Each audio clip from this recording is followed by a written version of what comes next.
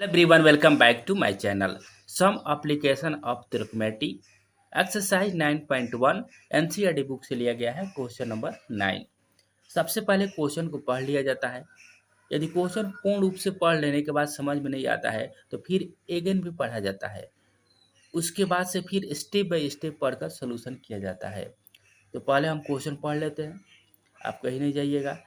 Question number 9 दिया है, the angle of elevation of the top of a building from the foot of the tower is 30 degree and the angle of elevation of the top of the tower from the foot of the building is 60 degree.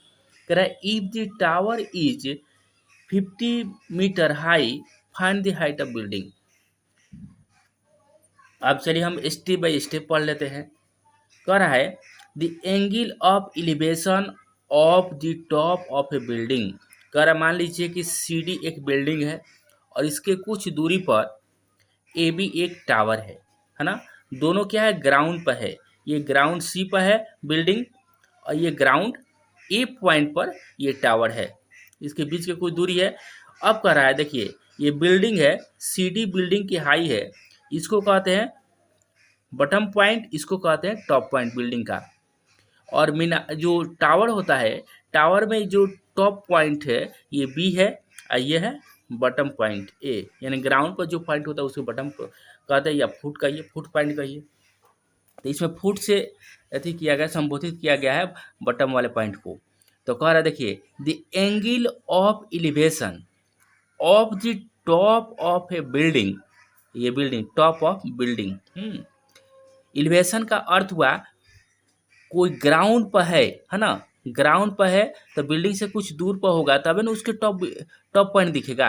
एकदम मान लीजिए building के सटा हुआ रहेगा तो दिखेगा, उसके कुछ दूरी पर होना चाहिए। तो मान लीजिए कुछ दूरी पर ग्राउंड पर बैठा है, उसके बिल्डिंग के टॉप बिंदु पर देखता है तो उसकी आंखों पर जो एंगल बन रहा है वह 30 डिग्री बन रहा है। वही कर रहा है the angle of elevation of the top of a building from the foot of the tower, यानी फुट ऑफ टावर पर ये क्या है, यहाँ से है फुट ऑफ टावर में बटम पॉइंट पर ये स्थित है। और ये क्या बिल्डिंग के टॉप पॉइंट को देख रहा है और इसकी आंखों पर कितना डिग्री का एंगल बन रहा है, 30 डिग्री का। And the angle of elevation of the top of the tower from the foot of building. अब क्या रहा है, अब यहाँ पर ये टावर से कुछ दूरी पर, यानी इसके क्या है बिल्डिंग के फुट पॉइंट से इस टावर के टॉप पॉइंट को देख रहा है। तो अब इसके एंगल ऑफ एलिवेशन ये 60 डिग्री बन रहा है। तो कह रहा है if the tower is 50 metre high, यानी जो टावर की जो ऊंचाई है 50 मीटर तो दे दिया है। Find the height of building, building की हाइट हमें ज्ञात करनी है।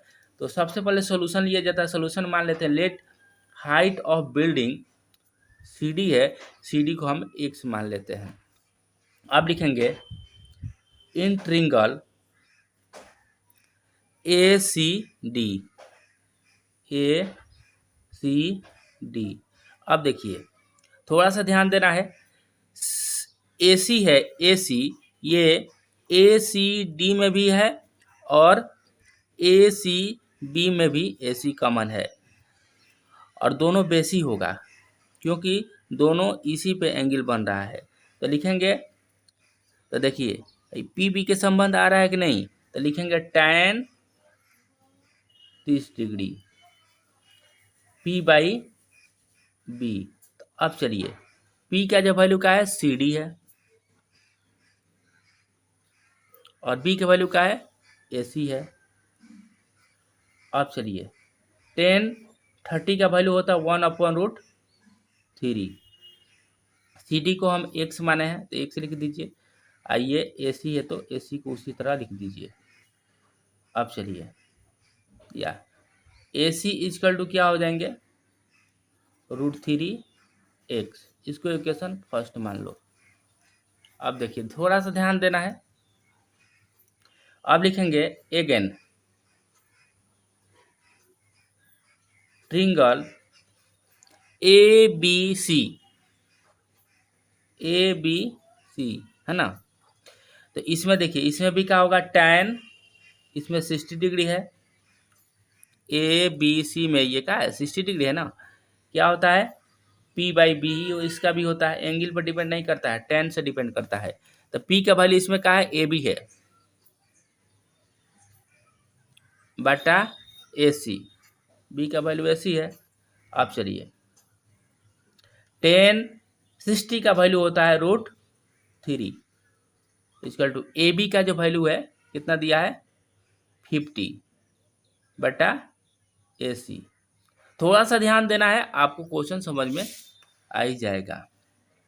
अब बताइए जो ए सी का वैल्यू है, ए सी का वैल्यू यहाँ पे देख रहे हैं √3x आ रहा है कि नहीं। तो यहाँ पर हम पुट कर सकते हैं ना, तो यहाँ पर लिखिए √3 डिवाइड बाई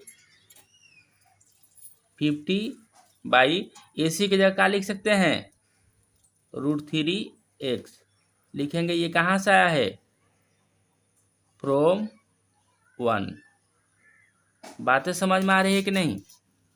अब चलिए थोड़ा सा ध्यान देना है, फिर हम क्या करते हैं यहाँ पर ले लेते हैं। तो ये देखिए डिवाइडिंग गुना है तो √3 मिलकर क्या हो जाएगा 3x डिवाइड बाई 50। अब चलिए तो x का जो वैल्यू है क्या निकल गया 50/3, ये हो जाएगा 16:2/3। लिखेंगे हेंस हाइट ऑफ बिल्डिंग